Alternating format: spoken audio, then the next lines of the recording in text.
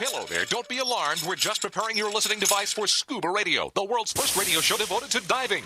We do this, of course, by filling your radio with water. Don't worry, we're professionals. Thanks to me, you won't even get wet. You see, I've crammed every appendage of my body into the cracks and crevices of your radio, ensuring an airtight seal. By the way, don't touch your on-off knob. That's a very sensitive area. Anyway, I should remind you, we believe in the buddy system just like diving, so don't listen alone. Call your buddy and tell them that Scuba Radio is about to begin. We're gonna start a new life under the sea. So, am I gonna drown? Of course not. Just stay calm and let the gentle currents relax your every muscle. Up under the sea, under the sea. Did it just get warmer? There'll be no accusations, just friendly crustaceans under the sea. Where the hell are the sharks? And now, here's your dive guide for Scuba Radio, Greg the Dive Master. And welcome. This is the world's first radio show devoted to diving. I am Greg the Dive Master. CJ is in the studio with me. How are you? I am good. Are you good too? Yeah. It sounds like to me that someone is a little bit bummed out. Well, I see your story over there, and it figures. What? I see the story you're about to. No, yeah, You you're have upset pulled up. because the Easter eel did not come see you, did you? Did he? Last Well, week. that depends on what you mean by that. I know what I mean. I mean the Easter eel. You know, last Saturday we talked about the Easter eel and how he visits good little diver boys and girls and travels the world, assists the Easter bunny. Well, Actually, if you're going calendar year 2022, I was very good diver. yeah. And the Easter eel still did not come up out of your plumbing and deliver you chocolate throughout your abode, did he? Yes. Admit it. He did come. Yes, he did. Well, you're lucky because I left the seat up. Yeah, as and you're then supposed to do, right? When I went back into the bathroom in the morning, Yeah, there was candy and chocolate. you're sure. I had to fish it out of the toilet. Oh, really? He didn't. So that's a negative, but I was able to dry it all out and consume it. Okay, well then you're one of the chosen ones. Did he visit you? Yeah, I think what must have happened. CJ and myself were both up in Orlando, and we both were showered with chocolate surprises on Easter morning by the Easter eel. Which, if you heard the show last week, we apologized for it. By the way. He basically came in and filled in for the Easter Bunny because the Easter Bunny and the Drunken Santa was down at the Gomez Hilton and got hammered and was in no shape to perform on Easter Sunday. That tends to happen at the Tiki Bar down there. Right. And lo and behold, man, it was a good thing that we recruited the Easter eel because I think he saved Easter. I absolutely believe that Edward saved Easter But last only week. for divers. If you're a non-diver, what happened to a non-diver? We don't care. If you're not a diver, you don't exist To in hell our with world. ya. That's right. You got to be Wow. one of us. Wow, tough love. Yeah. Tough love. And by the way, our door's always open. We want to bring more people into the diving world. But if you're not, screw you. I think is the moniker we go with, right? Okay, if that's All what you right. say. I mean, we've been doing it for 26 years. Why stop now? I But mean- the Easter eel, so, he obviously got up to Orlando and covered the base here. I'm not sure if he covered the base with Jerry, the diver guy up in the mountains of Virginia. Jerry, He's right did there. he? Why don't you ask him? Let's ask him. Did the Easter eel visit you? Of course. Okay. All right. So he got up to Virginia. Mark the Shark is with us today, too. He's over on Merritt Island. Mark, did you see or have any encounter with the Easter eel last Sunday? Well, I did have chocolate, some type of chocolate substance in my toilet, but I cannot confirm that that's. Okay. He didn't Really what he that didn't was. test it, which is. Was it well, what wrapped is- in like brightly colored foils? Yes. Negative. That's Oh. a negative. That Okay. wasn't chocolate. I wouldn't taste it if I were you. And that probably makes Good sense plan. because he is south of us in Orlando. And as you went further south down towards the Gomez Hilton, as you heard on the news this week, there was some major flooding in Fort Lauderdale. You think that'd make it easier for him to swim through the pipes? Yeah. Well, I got a report from Captain Walt that there was some plumbing issues down at the Gomez Hilton. Think that was caused by the Easter eel? It was either that or the drunken Santa and Easter Bunny had, relieved themselves one too many times and clogged up things. But it created some flooding issues when that big rain came through the other day in Fort Lauderdale that you've seen all over the national news. And he said we dodged a bullet, but we may have lost the Easter eel. That's what Captain Walt told me. Chocolate bullet. I don't know what it was, but it was a very unfortunate turn of events. So I don't know if the Easter eel will be around for next year. I mean, but at least we got our chocolate, so I don't really care. Just like I don't care if you're not a diver. Very selfish. Yeah. Shellfish. Right. So anyway, there's the update on the Easter eel. You got a whole year to find out Thanks if for that report. he survived or if we're going to have to recruit another eel to fill in and save Easter next year. Well, Captain Slade ought to be able to help with that. Maybe he has a. Does it have to be like an eel. enchanted eel that understands English and can? Well, deliver it stuff? delivers chocolate. Hello, it's not just your average eel. But that's pretty rare, right? Maybe, or maybe it has to go through some kind of hazing ceremony to become the Easter eel. I don't know. I don't know how this works. I just report the facts. Oh, I thought the ones I made up. I thought the rabbit trained him. The Easter Bunny? I can't believe I'm even talking ridiculous conversation. Okay. Anyway. I don't mean to break the fourth wall, but holy hell. Yeah, what can I say? A spillover from last week's show. Now I think that wall's crumbling down. Yeah, now on to the story for this week for us to discuss. By the way, Wyland, the marine artist, going to join us a little later on in the show. He got a big award at the I Beneath enjoyed the his Sea powdered show. lemonade. Excuse me? I enjoy his powdered lemonade. I don't know what you're talking about. I think you are confused. You sure that was chocolate you ate? Sounded like it might be something else. It has invaded the cells in your brain. Like Reese's Feces? Yeah. Okay. Anyway, here's the story. Coral-eating fish, like pufferfish. We see these on divers, on dive sites all the time, especially throughout the Caribbean. And, they're beautiful. They're colorful. Parrotfish in particular. The one thing you notice about them beyond their color is that they have a tendency to relieve themselves quite a bit. We've all seen it. Like, oh, look, the parrotfish It's food. disgusting. It's funny, but disgusting. Yeah, but, it just kind of, comes out of them like sand, which then you look at the bottom of the ocean throughout, the oceans, and you're like, oh, okay, that's where the sand comes from. And actually, that's kind of correct. And, the parrotfish and those type of fish-eating coral or coral-eating fish chew off the pieces of the coral and digest it and crumble it up, and it ends up being the sand on a lot of dive sites around the world, right? It's the circle of life or circle of sand, I guess. I don't know.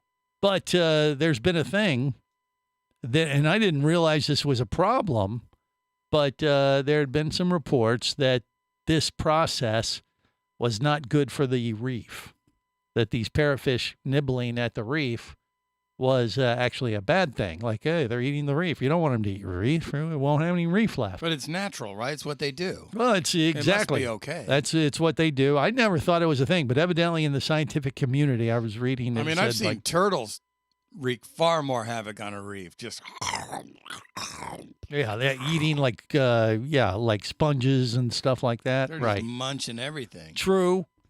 And, like you said, it's nature. I never thought much about it, but I guess there had been some discussions that, this isn't good or whatever. But now they've like, okay, no, it is the circle of life, because not only does it create the sand that is surrounding all the corals that we love to see as divers, there's another benefit. And we're going to share that with you next, right here on the world's first radio show devoted to diving. And no, it is not chocolate Easter like from the Easter eel. This is the Worldwide Scuba Radio Network. Bula.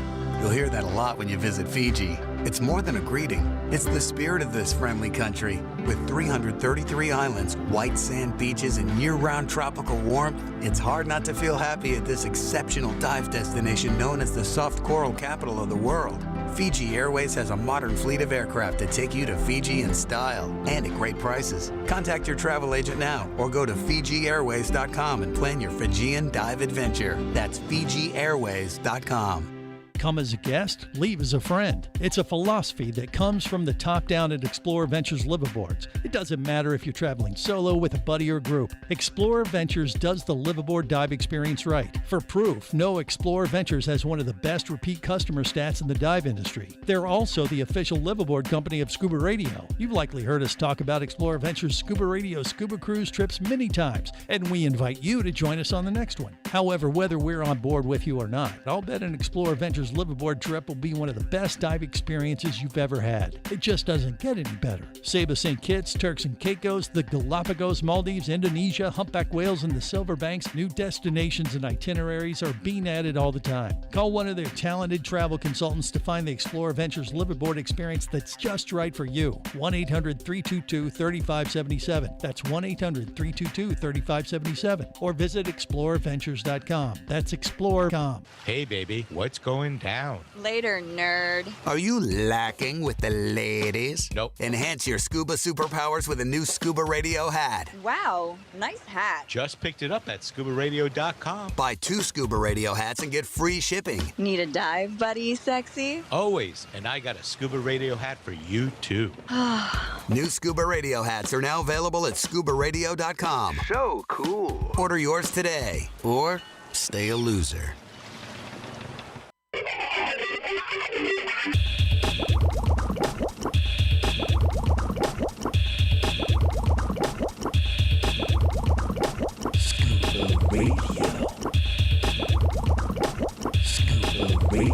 Prepare to rig for dive! Your surface interval is complete. You're now clear to dive with Scuba Radio. Scuba Radio. The world's first radio show devoted to diving. Scuba Radio. Dive, dive, dive. Bimini is a friendly, courteous, laid-back island. We've always been a place where open arms to strangers, and that's why we had so many notable characters to visit our island over the years. Come to Bimini, oh please, come to Bimini. Come to Bimini, oh please, come to Bimini. Bimini, everyone's in the sun. Bimini, everyone's having fun. Oh, yeah. This is the world's first radio show devoted to diving. I am Greg the Dive Master. Bimini, just one of many places on the planet where you'll see a plethora of parrotfish pooping right there in front of you. What?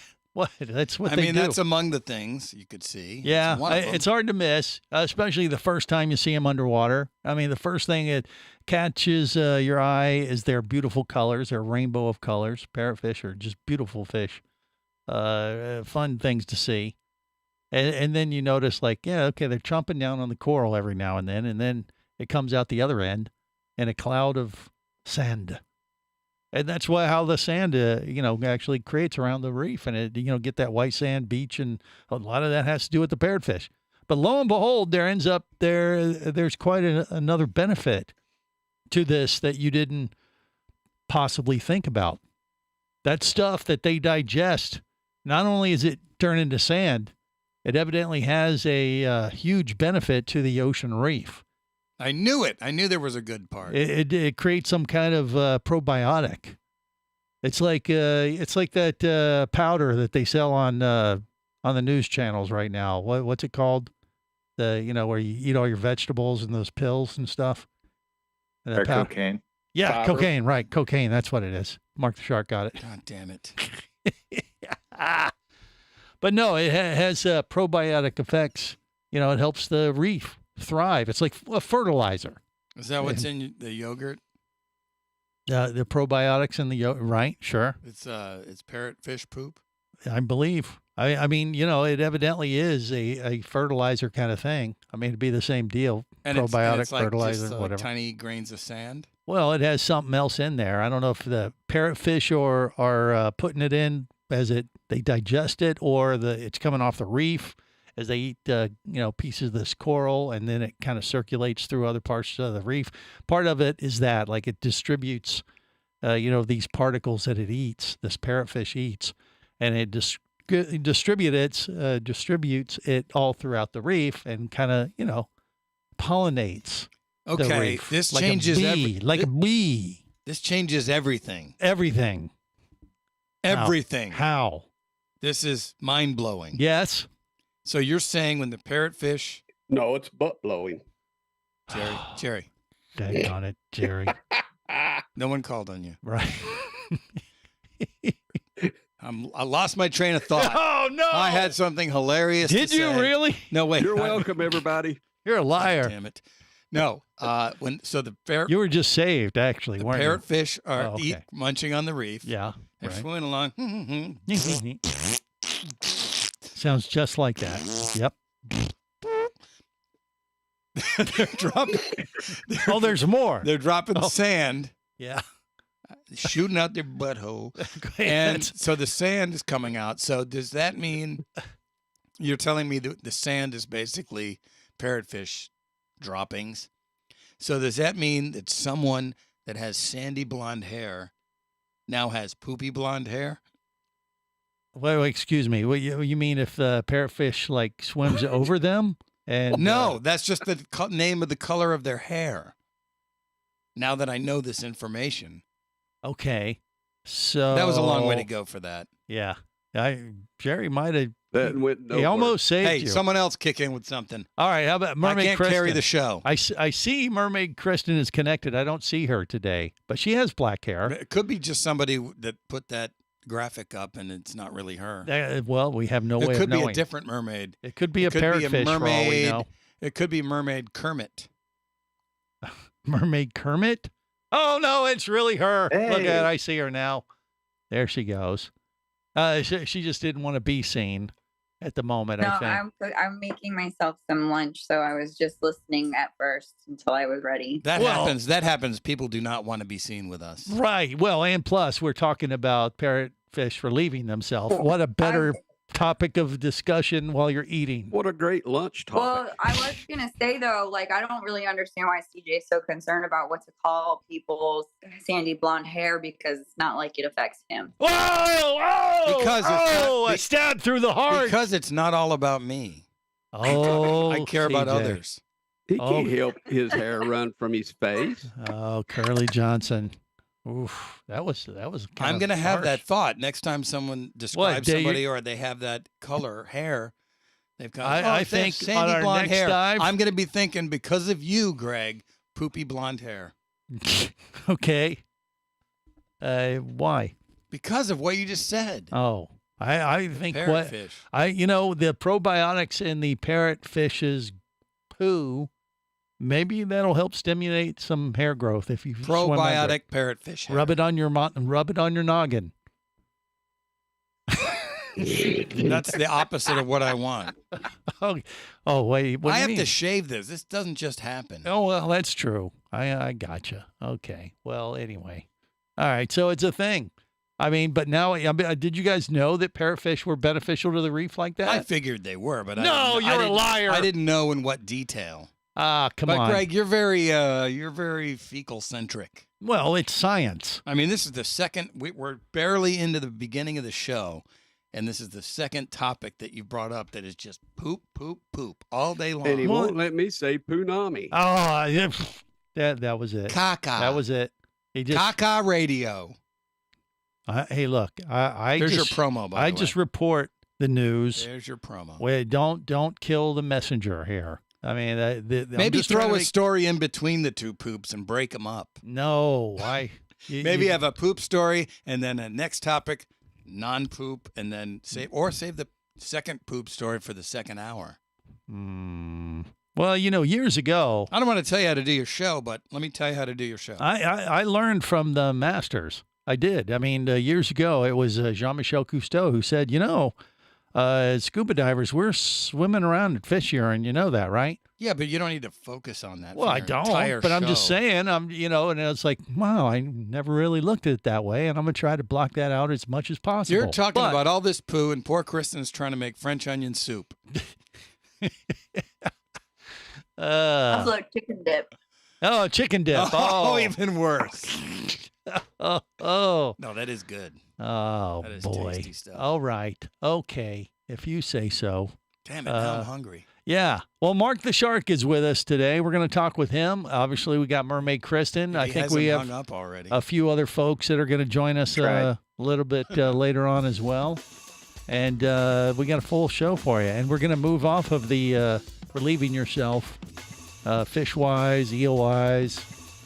You know, we'll get off that subject next, I swear. Pumpernickel pretzels. Oh, wait, there's another one. Okay. Hold on. It's coming up. Scuba Radio.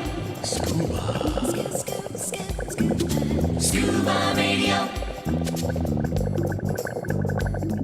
Power, simplicity, reliability. It's what you demand of your dive computer. And Shearwater delivers.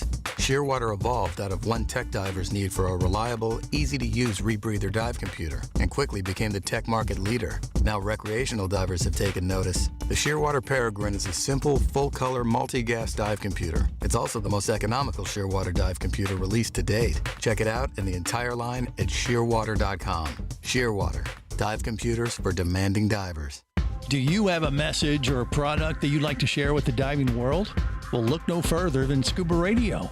Just like you, thousands of diving enthusiasts are hearing this message, and we could be talking about you and your product or service as early as next Saturday. Remember, a terrible thing happens when you don't advertise. Nothing.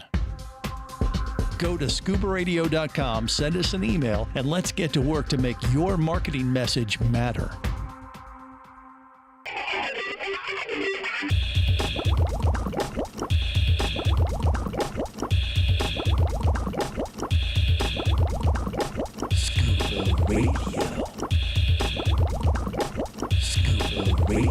Prepare to rig for dive! Your surface interval is complete. You're now clear to dive with Scuba Radio.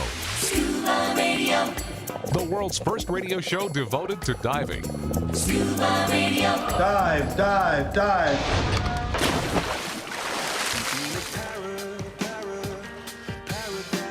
Hola, I am Sunny from Paradise Tavini. I work here as a waiter and also as spa therapy. You are listening to Scuba Radio, the world's first radio show devoted to diving. I am also the official masseuse for the Scuba Radio Scuba Squad. And by the way, Jerry the diver guy has the juiciest butt cheeks I've come across in years. Oh, Jerry, I will never be the same. Wow.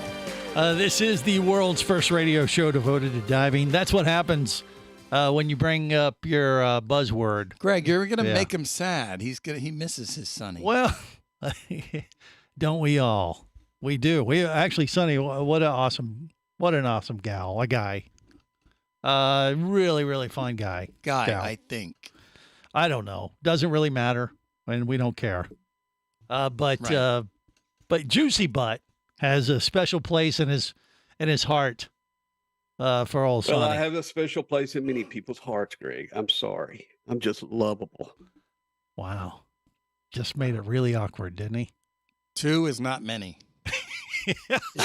Sonny and yourself. Well, you're allowed to count yourself? I don't know. He came up with 2. Yeah, that's true. I guess that is true. All right. Well, look, we love Jerry. Well, do we? Just not the same way. I'm not sure. Sonny I'm not does. sure about that. Yeah. Well, that's for sure. Well, I love We you can agree guys, on that. but hey, payback's our hell. It's a brotherly love. Yeah. Not like your other thing.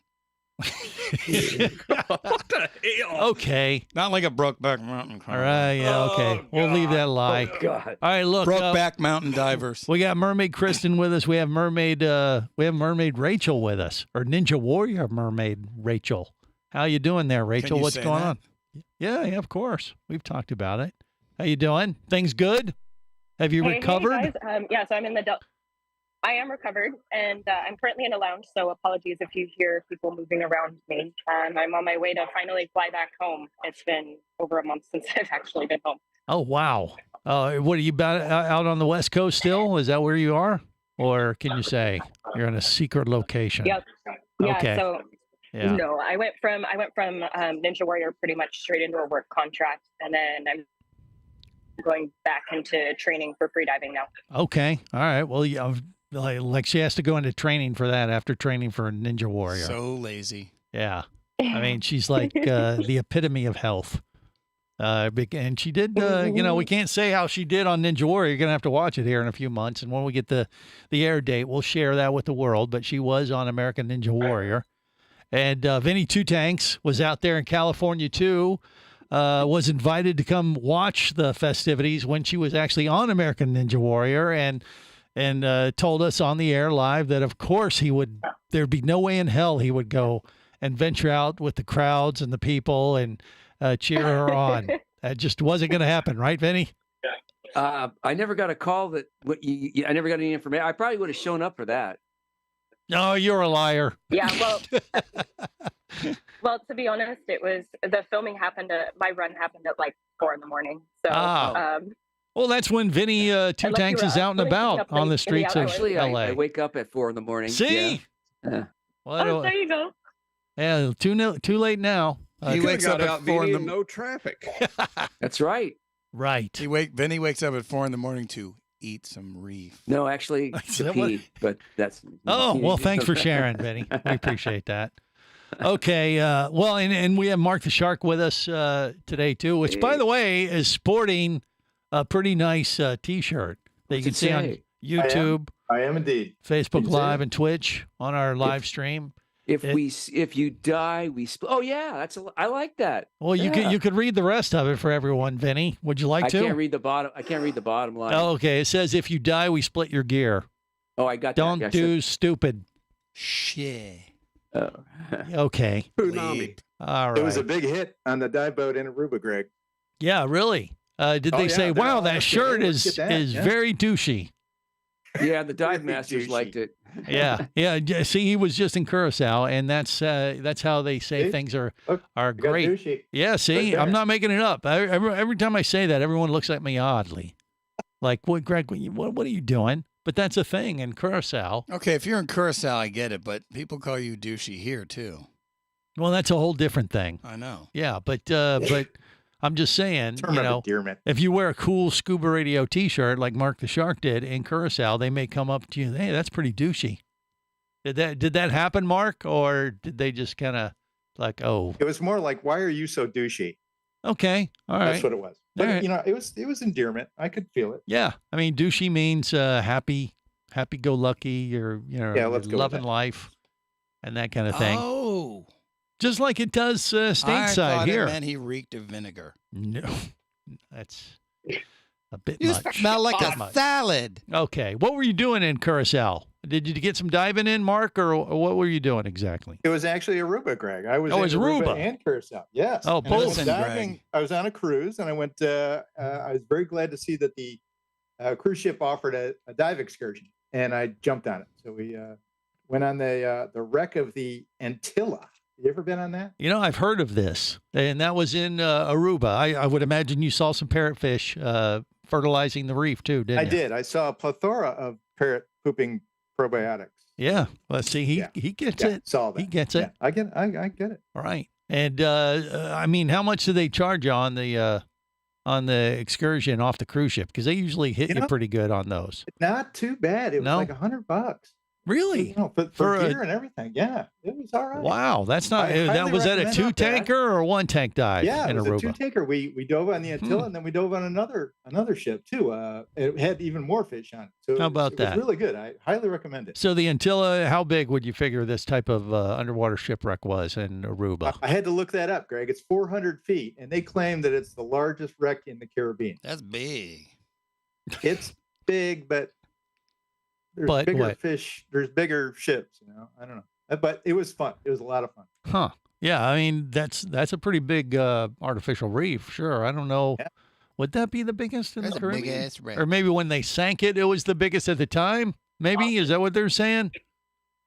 I don't know. It was actually quick story. I'll tell you the little history of that was that the Germans had a freighter called the Antilla that was down in this section of the world, which was owned by the Dutch. Yeah. And while they were down there, the Germans decided to invade the Netherlands. So the Dutch came aboard the ship Antilla and said, "Hey, we're going to take your ship." And they said, "Okay, we'll come back tomorrow." So they did. The Dutch came back the next day, and it was on the bottom. Really? The Germans scuttled it. Wow. So the Germans, well, I mean, obviously, when they found this out, they said that was not very douchey of you. And the Netherlands is where we get the term the nether regions. Oh, okay. See, the more you know. What you learn on this, you learn so much on this show. Yeah, I know. It's amazing. Some Fake of it actually history. is real and factual. It's up to you to decide. Right. What's real and what's BS. Yeah, but the conditions were good, and you had a good dive then, regardless. It was interesting. It was about 50-foot visibility. And I asked the dive master, I said, "Hey, is this pretty typical? This is nice." He goes, "No, this is like sewage." He said, Yeah. "Normally you can see as far There as it the is. ice Well, is." parrot sewage. There it is. Parrot Fish sewage. sewage. I knew Yeah. we'd get back to that. Right. But, Tommy? oh, man. God damn it. Oh, golly. Well, yeah, 50-foot viz down in that part of the world isn't very good, actually. I mean, if you were like off the coast of Fort Lauderdale or you'd be 50 foot or, all the folks listening up north that are diving the quarries and stuff, they're like, "Oh my gosh, that's like diving in gin." It's like diving in chicken dip. No, I don't think that's right. But Cabbage for there, soup. it has a tendency to be very, very clear. I've done some amazing dives in that part of the world, Curacao, and it's very, very clear water, the kind we like to dive in when we're warm water wusses and like the 80-80-80 standard. All right, more coming up. Stay close.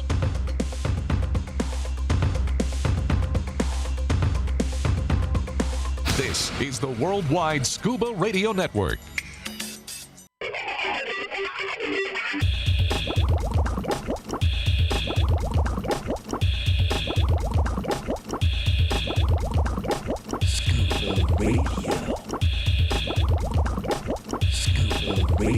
Prepare to rig for dive! Your surface interval is complete. You're now clear to dive with Scuba Radio. Scuba Radio. The world's first radio show devoted to diving.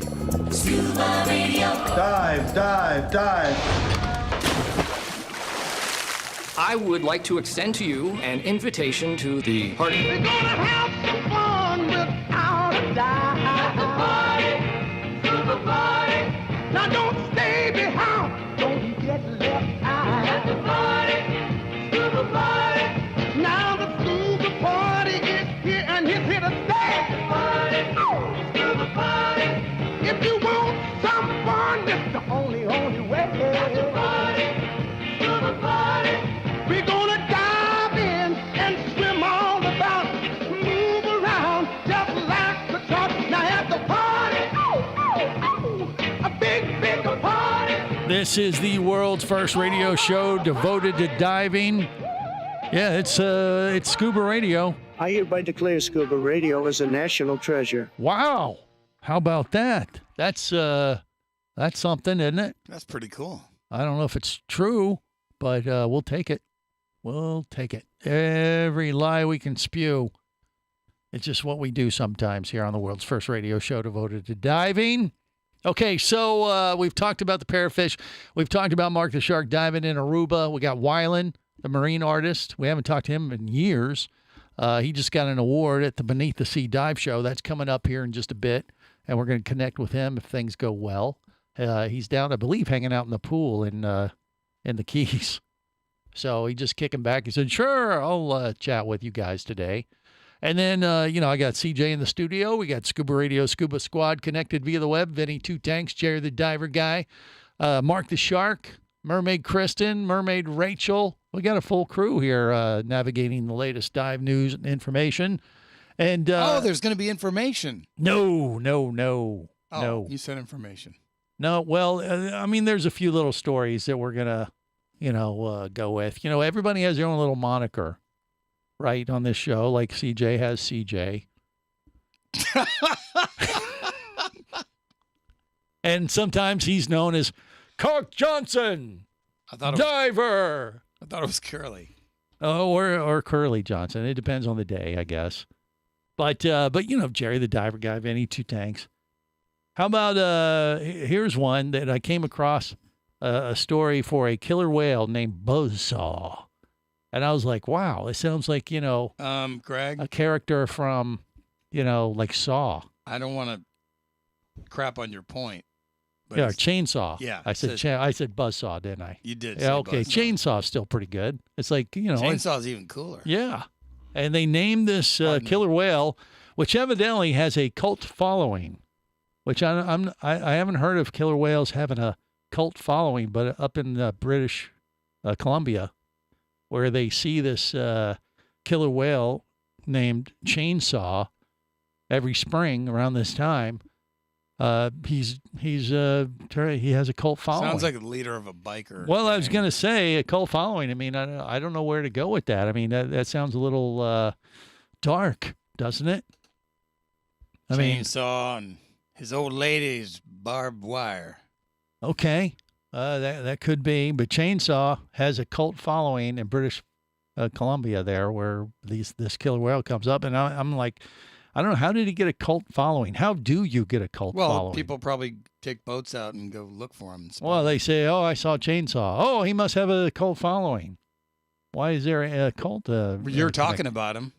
Well, true, So but you're that spreading the myth. I The just, mythos. I mean, is there some kind of, magical power that he has, that this killer whale has, that is sucking in these innocent humans and putting their attention purely on Chainsaw? I want to see Chainsaw. So maybe you've been sucked into the cult, and I guess this is a warning. Be careful. And where is it? Up in British Columbia. That's up there in. Would you want to be Is a that in part of Canada? Chainsaw's cult? Is that in Canada? Yeah. Really? British for yeah. You know what I heard about Canada? What'd you hear? I heard they legalized cocaine. What? Yeah. Oh, they definitely. I don't have- know how legal. It must be. Now I understand why old Chainsaw has garnered his cult. He has them all hopped up on opioids and drugs and things. That's not an opioid. Well, it's one of those. Maybe is it like More of a stimulant. Okay. Speed. Right. But would you want to be a part of Chainsaw's cult? Hell yeah. All right. I like. Do you get killer- a patch? I don't Put know. on your jacket? No, I think you got to do whatever Might get a Chainsaw. certification card. No, I don't think you do, Jerry. You're Dang it. you're spreading rumors and innuendo, and that's my Get your job. chainsaw certification? No, I think you just have to do whatever Chainsaw directs you to do. And if he says, "Hey, Jump into these freezing cold waters and help me round up some seals." right," I mean, that's how cult followings. That's how it works, right? Yes, If sir, the, Mr. Chainsaw. the focus of the cult following calls the shots, right? Yeah. Okay. I mean, The guy from Sharknado should know, right? Well, hey, Oh, I mean, God. what I think we almost made it a year without saying without that reference. Well, okay, it's been a while, yeah, but I was in Sharknado 3 though, so it has to be brought up every now and then. It's contractually obligated.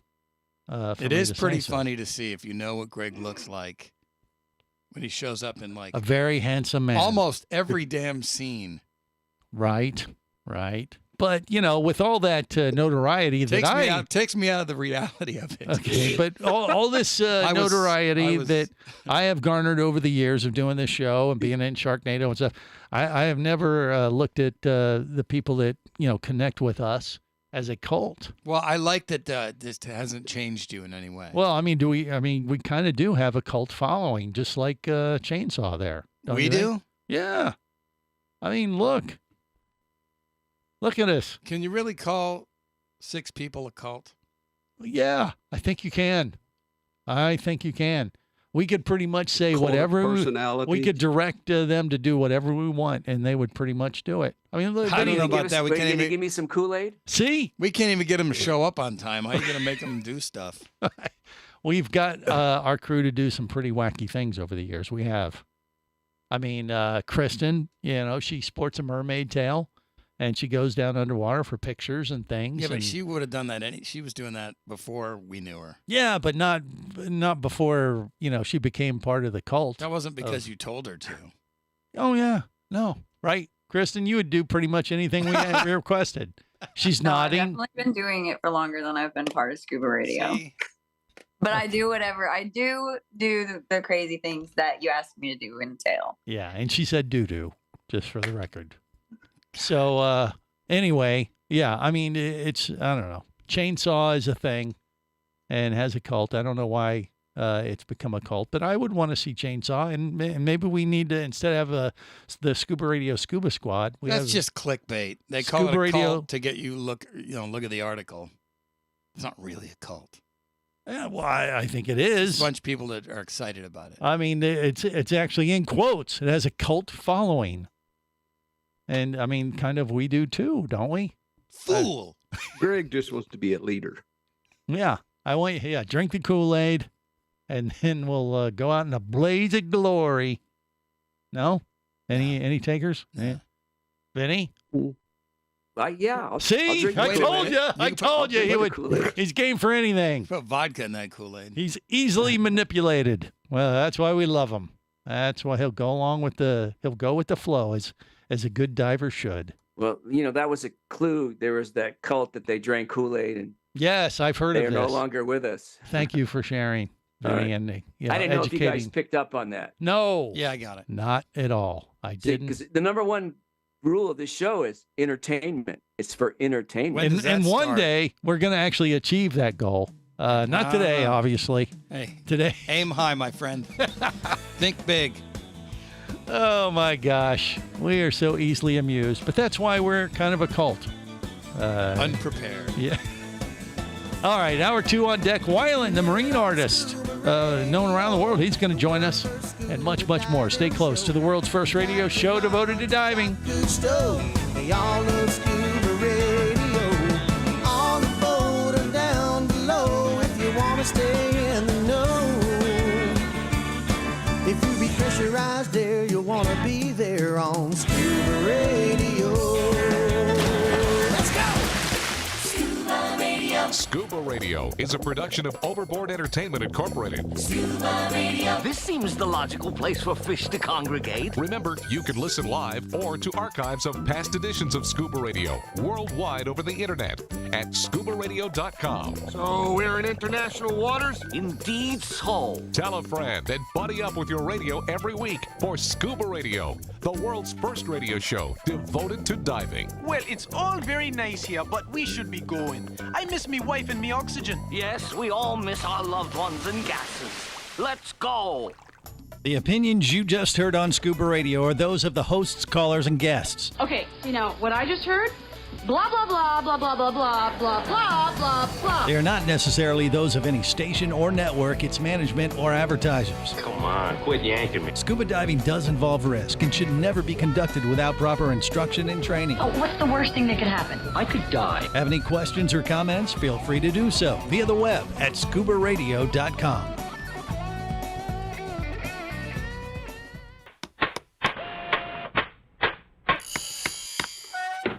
Hello there. Don't be alarmed. We're just preparing your listening device for Scuba Radio, the world's first radio show devoted to diving.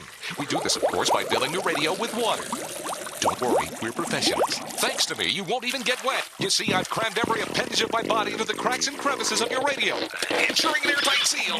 By the way, don't touch your on-off knob. That's a very sensitive area.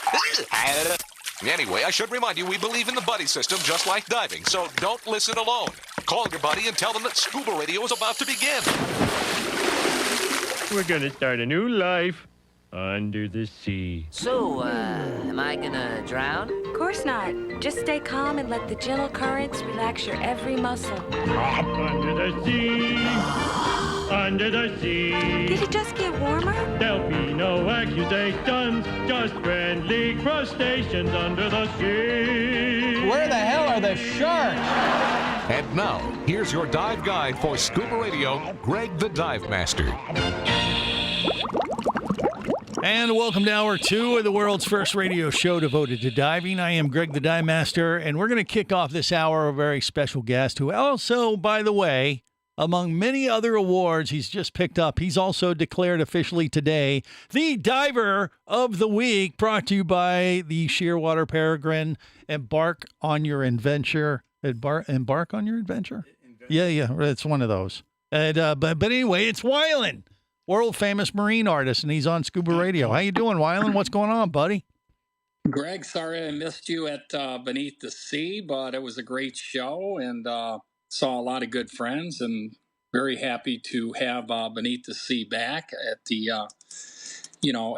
dive show there at the Meadowlands in New Jersey. A lot of good people there. Yeah, it was a great one. Yeah, despite that, I was there too. And, but yeah, Wylan was there, and I knew he was there. Actually, the week before, my wife and daughter were over in Sarasota, and they popped in the Wylan gallery, and lo and behold, they saw Wylan and took a picture and sent it to me and said, "Hey, guess who we ran into?" And I'm like, "Oh, Small cool. world. Yeah, small world indeed." Sure. Yeah, he has a pretty cool little gallery there in St. Armand's Circle in Sarasota. If you're ever in that neck of the woods, go pop in and admire all the cool artwork they have on display. But yeah, we Wylan, and we go way back. It's been way too long since we've had you on Scuba Radio, and I have a tendency to see him at the DEMA show maybe, or Beneath the Sea, and we had that gap at Beneath the Sea for 3 years, so it'd been a while since I'd seen Wylan, and I knew he was wandering the aisles there at the show, but lo and behold, I missed him. And or he avoided me at all costs. That could have been a little bit of that too, right, Wylan? No, Greg, you're a good guy and fellow diver. We don't avoid each other. It's just, when COVID hit, it was so sad that Beneath the Sea, and then of course Zig and Joanne passed away, and that's so sad. And I wanted to be there for them and honor them. I received that Legend of the Sea award. Right. I actually got it 2 years ago. Oh, so that they asked me to bring it with me. Oh, really? Yeah, Okay. Oh, I didn't know that. I knew you were getting the award, but I didn't realize it had actually been awarded to you a couple of years ago. But so you had to bring it up to Secaucus so you could, it had broke, so I had to use some Gorilla Glue on the thing. So I had to bring it up there and had them present it. Dan Orr presented it. He actually presented my first introduction and induction into the Scuba Diving Hall of Fame. I got the Nogi Award in 1998, which was the International Year of the Ocean. So, the diving community, as you know, I mean, it's a real ohana. It's a real family and a lot of super sweet people. Unfortunately, we lost some real icons. Ernie Brooks, my favorite dive buddy of all time. He was my roommate when we dove, in Antarctica for 6 weeks. And then, he called me a year later. He said, "Hey, we're going to the Arctic, the same group. Will you be my roommate?" I go, "What? You?" How about that? A lot of fun.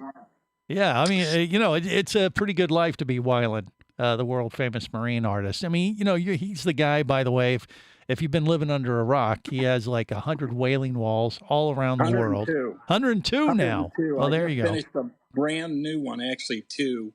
One at the Smithsonian's National Zoo a week and a half ago, and then I went right in and painted a really big one that I had painted 30 years ago in New London, Connecticut. Right, So I saw the press whale. release on that. Yeah, that was that had to be pretty cool to go back and do a refurbishment, so to speak. Or I mean, is it almost just like going over, doing it over, or what? Yeah, but I don't like to repeat myself, so I painted sperm whales life size, and there's a 70-foot bull sperm whale battling a giant squid. So when the mayor dedicated the wall and gave me the key to the city of New London, Connecticut, the whale city, by the way, I asked him if he would name this area Squid Row because there's a giant squid, so they're going to make it official. Nice. See, Wylan has a little bit of pull. You know what I'm saying? He can get this kind of stuff done. But obviously he's a super nice guy, and it's all about, drawing attention to, marine conservation efforts, protecting the ocean. I mean, he's a great artist on top of everything else, but he is obviously extremely passionate about, the stuff he draws or paints, I guess.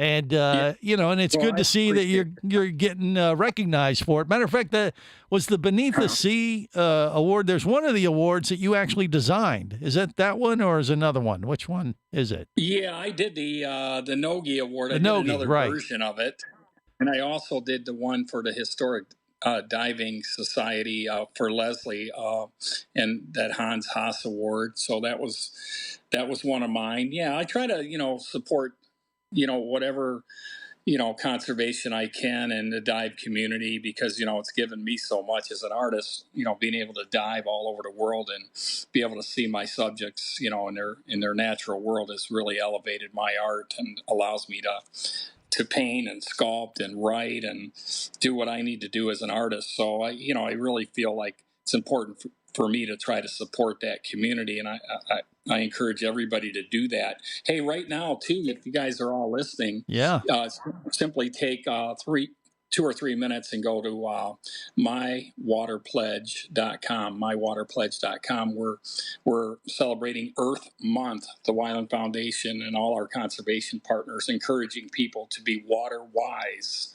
So anyway, it's a great program. Billions of water pledges every year, and it's called the Wyland National Mayor's Challenge for Water Conservation. But it's a real cool one. It only takes a minute. If you guys are listening, mywaterpledge.com. It goes through the month of April. Love it. And you're down in the Keys right now, being inspired. Is that you dragged me out of the water, but anyway, I'm good, and I'm diving tomorrow, and I dive with anybody that wants to dive, pretty much. Whoever lets me on their boat. And, So you might just pop on a boat down there in like what Isla Morada, Key Largo, Upper Keys. I can't tell you. I'd have to. I can't. Well, I was going to say, Wyland might just pop up on your dive boat when you had chartered a trip. I will. There you go, as he's hanging out there right now. All right, good.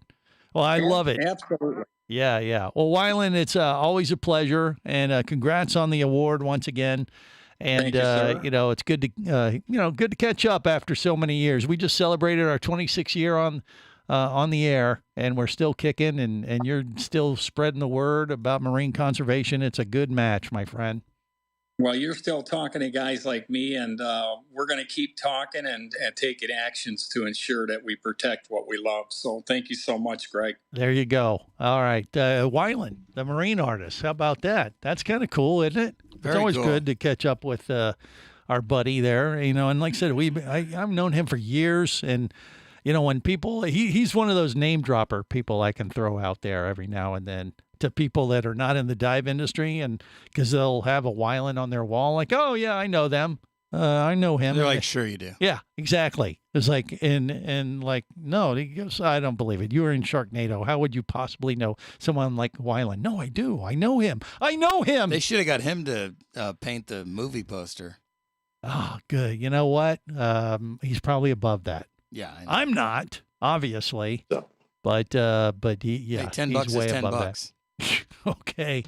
Yeah, we hit it off years ago. I tried to talk him into painting the side of my house, but he didn't take me up on that offer.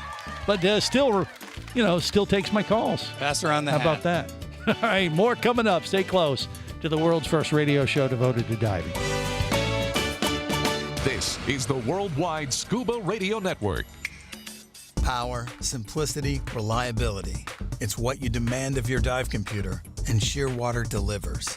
Shearwater evolved out of one tech diver's need for a reliable, easy-to-use rebreather dive computer and quickly became the tech market leader. Now recreational divers have taken notice. The Shearwater Taric is the best, most intuitive, and reliable wristwatch-sized dive computer on the market. Check it out and the entire line at shearwater.com. Shearwater, dive computers for demanding divers. Come as a guest, leave as a friend. It's a philosophy that comes from the top down at Explorer Ventures liveaboards. It doesn't matter if you're traveling solo with a buddy or group. Explorer Ventures does the liveaboard dive experience right. For proof, know Explorer Ventures has one of the best repeat customer stats in the dive industry. They're also the official liveaboard company of Scuba Radio. You've likely heard us talk about Explorer Ventures Scuba Radio scuba cruise trips many times, and we invite you to join us on the next one. However, whether we're on board with you or not, I'll bet an Explorer Ventures Adventures liveaboard trip will be one of the best dive experiences you've ever had. It just doesn't get any better. Saba St. Kitts, Turks and Caicos, the Galapagos, Maldives, Indonesia, humpback whales, and the Silver Banks, new destinations and itineraries are being added all the time. Call one of their talented travel consultants to find the Explore Adventures liveaboard experience that's just right for you. 1-800-322-3577. That's 1-800-322-3577. Or visit exploreadventures.com. That's exploreadventures.com.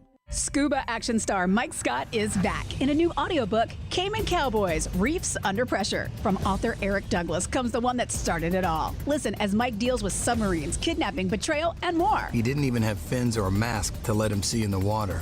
He was going to be slow and blind. If it weren't for the float, he knew there would be no way he would ever make it to the surface. Download Cayman Cowboys or Oil and Water, Return to Cayman, Turks and Chaos, and Lionfish at Amazon, booksbyeric.com, and audible.com.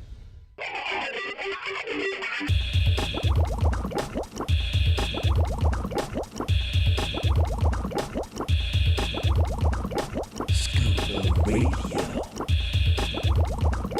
Scuba Radio. Prepare to rig for dive! Your surface interval is complete. You're now clear to dive with Scuba Radio. Scuba Radio. The world's first radio show devoted to diving. Scuba Radio. Dive, dive, dive. Hi, my name is Lisette, and I will be your bartender at Titico Bar in Saba. Come on and see me, but until then, keep listening to Scuba Radio, the world's first radio show devoted to diving. And now, here is a one sexy man, Ray, the dive master. There you go. There you go. You only took 3 drinks and 2 tequila shots. Yeah, that's what I'm talking about.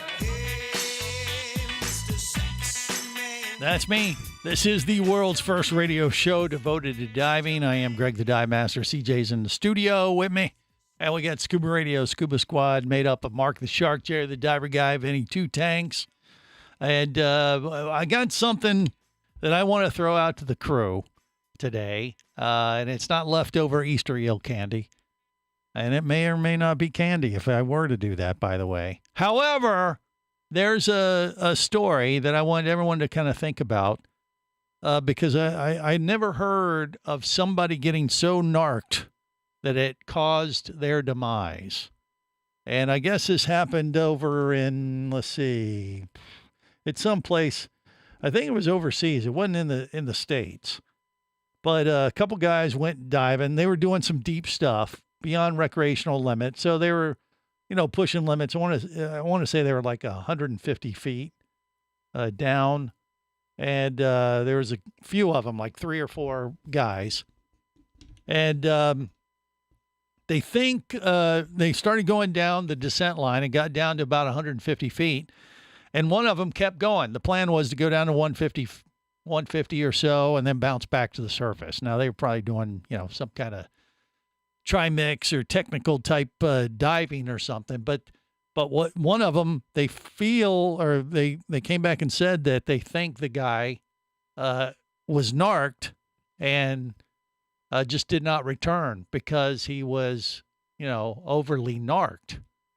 And I was like, I've never heard of someone getting narked to the point where they would do something like that. Now we've heard the stories where if you get nitrogen narcosis, yeah, it's basically being like super drunk, and you make dumb decisions. You start trying to talk to the fish and offering your octo to an octopus or something, you do crazy things. But I've never heard anybody getting to the point where they would just, keep going to the bottom and then, they would never come back. And I don't know. Vinny, have you ever heard of anything quite that? We all know somebody who experienced it.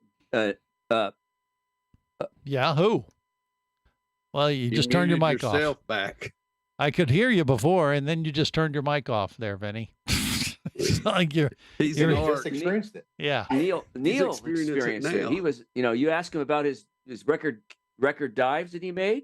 Right. 6 people died and trying to repeat it.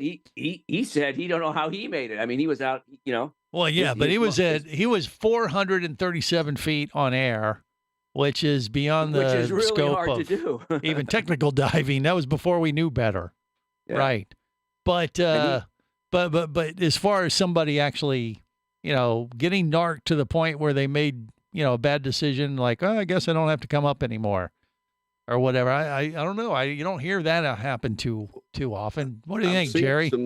I've seen some people get narked pretty bad, and I was on a boat. I was on a boat one time, and we done a deep dive on a wreck, and one of the guys that was on the boat, he got narked out so bad he started taking his clothes off. So wow, I've seen some wicked stuff. Yeah. But I've never seen nobody go back down and not come back up. Right. I mean, like you said, when you compare it to, being intoxicated, for instance, you don't normally, they don't die necessarily of alcohol poisoning. You know what I mean? If you get so drunk, you do dumb things. It could lead to something. But in this case, it was like he went down and I guess just decided he didn't need to come back up, and they lost him because he was, and they were so deep. So once you get past recreational limits of 120, 140, whatever, you're into technical diving. Yeah. If you're doing any kind of mixed gas type of stuff, well, at a certain depth, the oxygen gets toxic. And what happens, nitrogen narcosis is one thing. Oxygen toxicity means basically you'll just freeze up. You'll lose control and won't be able to move your appendages or anything. So, I mean, that could have come into play with this too. But I don't know. It just seemed kind of extreme. I mean, I've never heard of nitrogen narcosis being that extreme in that sense. But I've experienced it before. I mean, they take us down on your deep dive certification to kind of give you a little idea of what it feels like just by going down to 100 feet or so. And then, you do these skills on the surface, like, tie a knot, draw a word or something, write on a slate, and then take you down 100 feet, try to replicate it in the same amount of time. And you realize, like, it's taken me a little bit longer to do this. Me am Greg. No, you don't talk underwater. No, that's what you write on your slate. Oh, yeah, that I may have said that. And then, you disrobe and you go back to the surface. Interesting. If you're on Jerry the Diver guy's boat, I guess. That was a interesting dive. Yeah. Did he have a juicy butt too, Jerry? No, I just kept going. I looked back up, and our lead dive master went over and grabbed a guy and actually took him up about 10 foot. Yeah. And he was holding his shorts, and he's sitting there looking at his shorts and looking around at the other people, and he starts putting his clothes back on. So I think I would have sucked my tank dry laughing so hard. Actually, you know what? He was probably transforming into Naked Scuba Boy. Oh. Which is a superhero that we've promoted heavily on this show. His alter ego.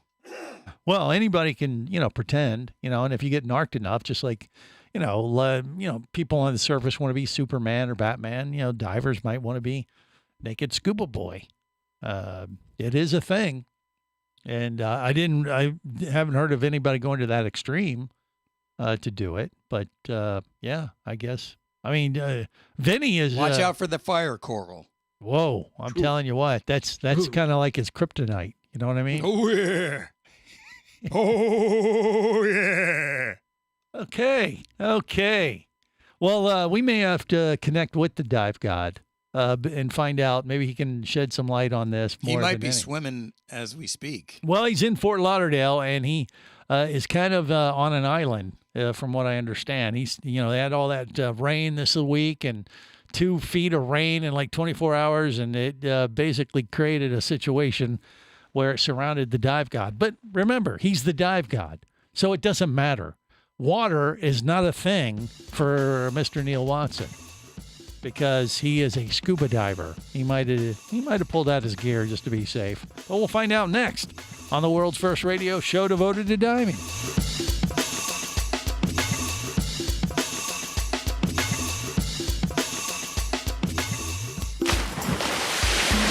Scuba Radio. Scuba Radio. Come as a guest, leave as a friend. It's a philosophy that comes from the top down at Explorer Ventures liveaboards. It doesn't matter if you're traveling solo, with a buddy, or group. Explorer Ventures does the liveaboard dive experience right. For proof, know Explorer Ventures has one of the best repeat customer stats in the dive industry. They're also the official liveaboard company of ScubaRadio. You've likely heard us talk about Explorer Ventures ScubaRadio scuba cruise trips many times, and we invite you to join us on the next one. However, whether we're on board with you or not, I'll bet an Explorer Ventures liveaboard trip will be one of the best dive experiences you've ever had. It just doesn't get any better. Saba St. Kitts, Turks and Caicos, the Galapagos, Maldives, Indonesia, humpback whales, and the Silver Banks, new destinations and itineraries are being added all the time. Call one of their talented travel consultants to find the Explorer Ventures liveaboard experience that's just right for you. 1-800-322-3577. That's 1-800-322-3577. Or visit explorerventures.com. That's explorerventures.com. All right, this is the world's first radio show devoted to diving. I am Greg the Dive Master. CJ's in the studio with me. We got Vinny Two Tanks, Jerry the Diver Guy, Mark the Shark, connected via the web as part of the ScubaRadio Scuba Squad. But now we do have the dive god himself, Neil Watson, who has been marooned on an island down in Fort Lauderdale. Not by choice, but I don't know, has the water receded around your abode down there, Neil, or what? What do you think? Well, Gregory, it's always better down where it's wetter and right. It's in your house. Exactly. As long as it's not your house. Yeah. Yeah. No, it's amazing. Like I say, it's I've lived in this house 35 years and never seen anything like it. Hurricanes, nothing like that. Well, they say it's the 1,000-year flood. Of course, if it's a 1,000-year flood and my house didn't flood, I don't know why I still have to have flood insurance on my house. Well, I guess there's that. Yeah. Yeah. No, but it's something. I couldn't get out. My house didn't flood. My driveway had standing water, but the houses in front of me, both of them had over a foot of water on them. Wow. The streets were flooded. I couldn't get anywhere. And when I finally got out this morning, I mean, I went maybe a quarter of a mile to a restaurant, and there had to be 20 or 30 cars just in the street. I mean, just abandoned and wow. Flooded. There must be hundreds, if not thousands, of cars, and still a lot of the streets are still flooded. How about that? Well, I'm glad at least the house wasn't flooded, and I know you weren't worried. Being a dive god, I mean, a little bit of water doesn't bother him. It's not a big thing. I mean, you probably would have just free dived out of there. You wouldn't even broke your gear out if you had to, right? I was upstairs with my snorkel gear. Yeah. Okay. Just to be safe, make it easier, right? Yeah. Gomez Hilton, just down the road from the Watson Weston, didn't sustain any damage either. However, he did have a plumbing problem, but we're not sure if that had to do with the Easter eel getting stuck in his plumbing. That could have been a different thing, but you didn't have any issues like that either, though, right? No. Okay, good. That's good to go. That's good to know. All right. Well, we're talking about this story, Neil, of these guys who went down 150 feet. Actually, we looked at it was New Zealand. They were diving in New Zealand at a wreck site, and they were doing a big technical dive and went down. They went down the descent line. They were supposed to stop at 150 feet, and then they were going to cruise around this wreck. But one of the guys, they think, got narked and just kept going, and they lost him. And that was the end of him. But I was like, wow, I've never heard of a situation where someone got so narked that they, did something that would lead to their demise like that. Now, I've heard other things like oxygen toxicity and that kind of stuff, and that could have come into play here too, possibly, actually. But they actually say in the story, it was they think he just got so narked he didn't realize what he was doing, and as opposed to doing something innocent like, disrobing and channeling Naked Scuba Boy or trying to give his octopus to a fish, it led to his demise. And I'd never heard of something that extreme. Vinny Two Tanks mentioned your world record of having the deepest dive on air, 437 feet, back in the day. And you've told this story before, but when you went down that deep, you were beyond narcosis. You were beyond oxygen toxicity. And you even say you kind of had a near-death experience, or how would you describe it? I had many of them, but back to this number 150 feet is pretty shallow. Right. To have that problem. Were they on a wall? Were they how deep? Were they diving? Well, like I said, they were doing some technical stuff on a wreck, and the plan, I think, was to go down to 150 feet, and then they were going to go check out this wreck that was at that depth or something, or check out, the level. But obviously it went much deeper, and he just kept going because they said he got narked. So that's really not that rare. Really? I've had many instances, wall diving, and when you get narked, you'll get focused on something. I'd have divers like at 140, 150 feet. Yeah. They look at the depth gauge and suddenly are staring at their depth gauge sinking. And I'd grab them at 200, 2.25. They had no idea they were at that depth, and bring them up. Wow. That, and of course, any exertion. I could do a 250-foot dive and not get that narked if I was controlling my breathing and not exerting myself. Yet at 160 or 70 feet, you could exert yourself, swim real hard for, say, maybe just 50 feet, and suddenly your head is spinning. You don't know where you're at. So yeah, that's and cold water, of course, is worse than warm water for narcosis. So that's not surprising. Well, I mean, yeah, and if you don't have someone like the dive god looking out for you, they can keep you out of trouble. I mean, in this case, the other guys they saw him going down, and they said he just disappeared into the dark, and they was like, we can't go down. If we go down any farther, we're not going to get back ourselves. So they let it, they didn't know what to do other than get back to the surface and call the authorities. So, but yeah, I don't do that kind of deep diving like Neil and Walt used to do that quite a bit.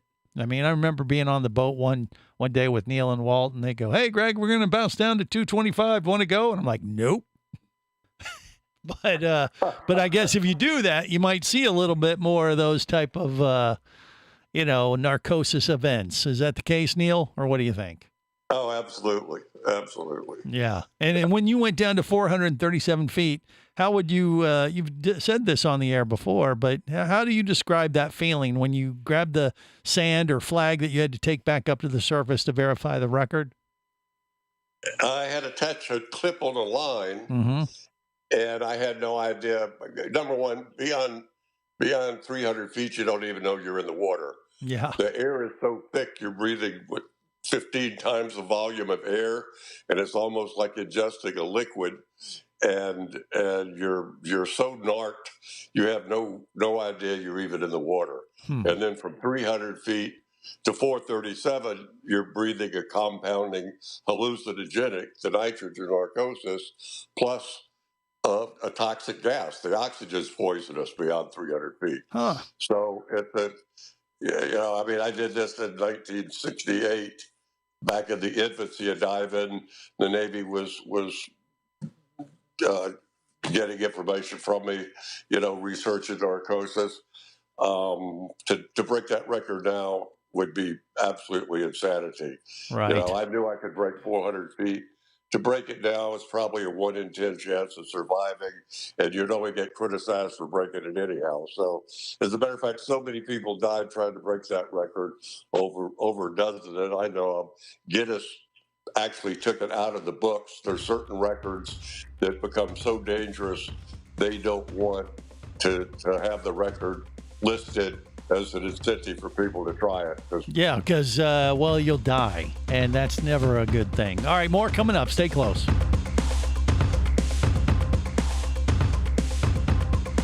This is the Worldwide Scuba Radio Network.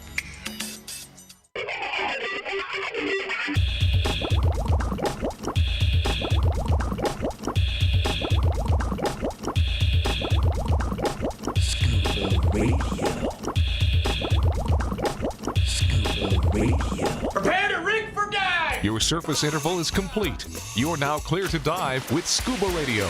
Scuba Radio. The world's first radio show devoted to diving. Scuba Radio. Dive, dive, dive. shot. Snorkel shot. Snorkel shot. Ever spend the weekend in the deep end? The water's fine, y'all, so just come on in to the deep end. Guys, I'm bringing the party to you. Of a dive bar. Of this dive bar. Come on. Talking about a dive bar. This is the world's first radio show devoted to diving. I am Greg the Dive Master. Yeah, Neil Watson.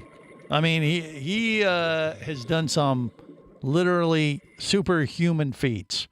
Having the deepest dive on air, 437 feet in 1968. That was before we knew better.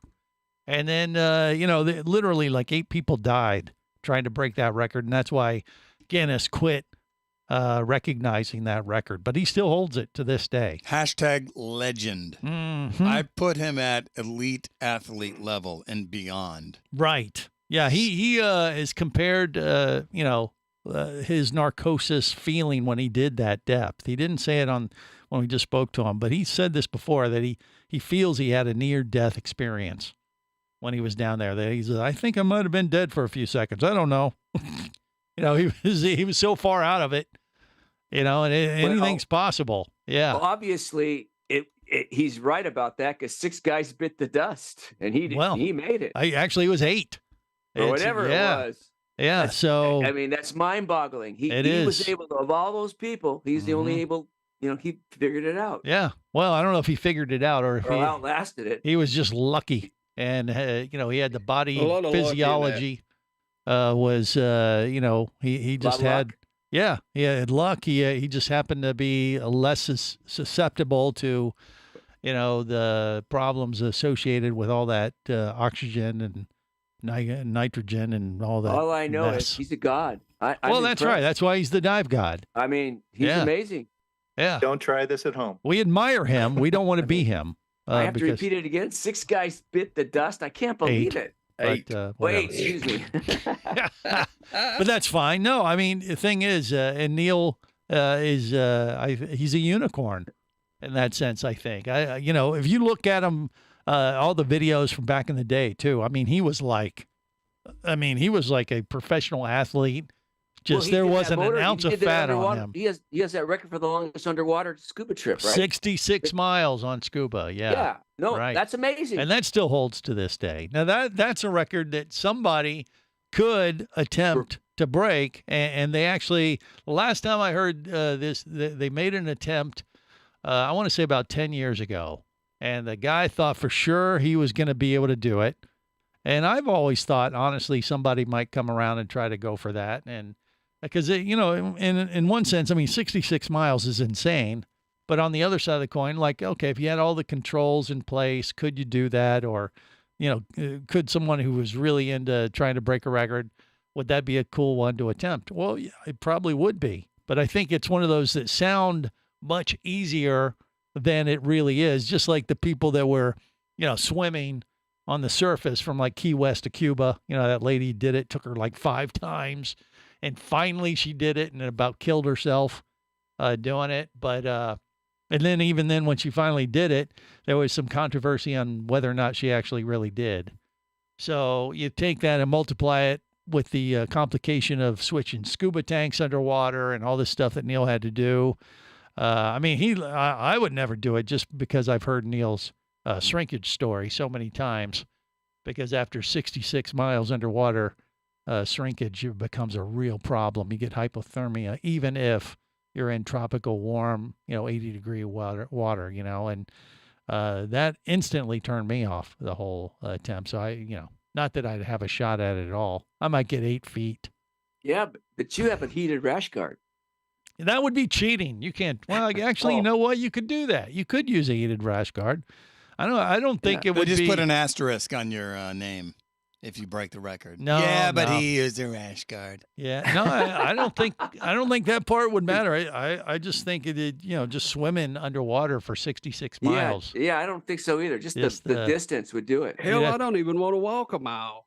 Hey, do you know where he did that? Was it like in the Gulf Stream someplace, or where Yeah, did he go? it was from like West Palm to South Florida or something. I forget off the top of my head, but it was somewhere on the east coast of Florida.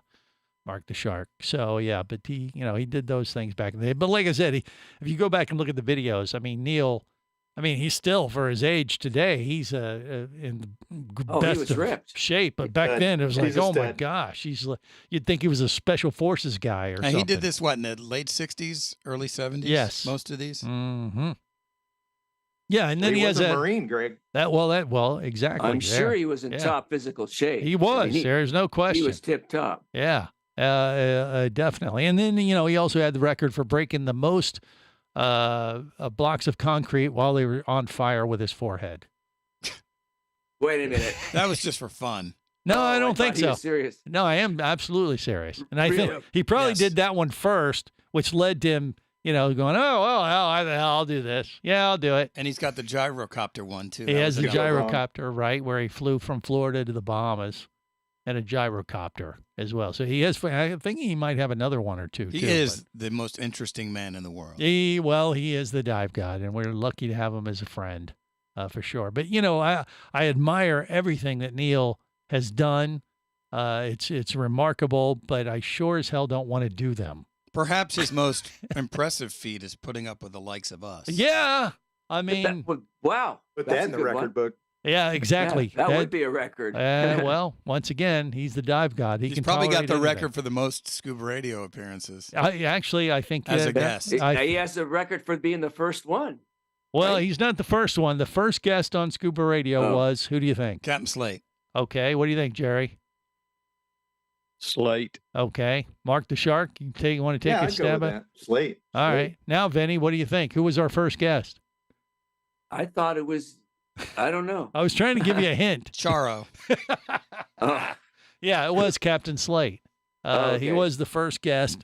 And the reason was because, back when we started Scuba Radio 26 years ago. He was the only one that picked up the phone. No, he's the only one drunk out of his mind? No, Skin Diver Magazine was very popular then. And, like every other diver at the time, I was thumbing through the magazine. I'd see this guy, with that iconic picture of him having a ballyhoo in his teeth and a barracuda coming and eating it out of his mouth, and I'm like, whoa! Was that, who is this nut job? Frazier that took that picture? I have no idea, but whatever ad they used, and Skin Diver, and I saw that, I was like, this guy's insane. And then I thought he would be the perfect guest, and so I reached out. He's still a good guest. Yeah. And, the rest is history. But that's why I reached out to Captain Slate to be our first guest. And then he reached out or mentioned Neil Watson to me. He goes, oh, you think I'm good? You need to talk to this guy in Fort Lauderdale. We call him the Dive God. And, so that's what how that evolved. Good call. So, yeah, Neil was he was in the first, 5 people that we had on Scuba Radio. I think Peter Hughes might have been in there, too. He told a story about killer whales. I remember some of this stuff vaguely, but yeah, Neil was his big thing that he said the first time I interviewed him on Scuba Radio. He talked about all these world records that he had, and I'm like, wow. And I said, you've really done nothing. I just made a smart ass joke, and he goes, yeah, well, it keeps me off the streets at night, and I'm like, okay, this guy's one of us. And lo and behold, here we are 26 years later, and he still takes our calls. I don't know what it is. Maybe just the pity. He takes pity. Is that what it is? Yeah. Okay, that makes total sense. All right. He's a merciful dive god. Yes, he is. He sets a good example for the rest of us, no doubt about it. All right, that'll do it for this week. Till next time, remember, it's always better where, gang?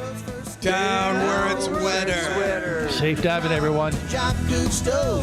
They all love Scuba Radio. On the boat or down below, if you want to stay in the know. If you be pressurized there, you'll want to be there on Scuba Radio. Let's go!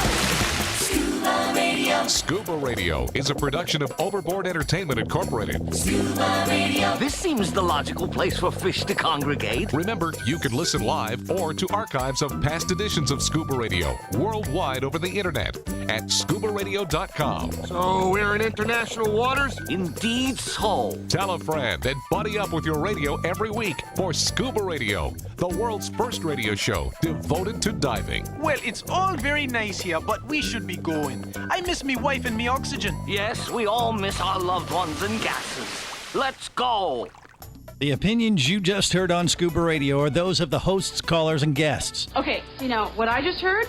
Blah, blah, blah, blah, blah, blah, blah, blah, blah, blah, blah. They are not necessarily those of any station or network, its management, or advertisers. Come on, quit yanking me. Scuba diving does involve risk and should never be conducted without proper instruction and training. Oh, what's the worst thing that could happen? I could die. Have any questions or comments? Feel free to do so via the web at ScubaRadio.com.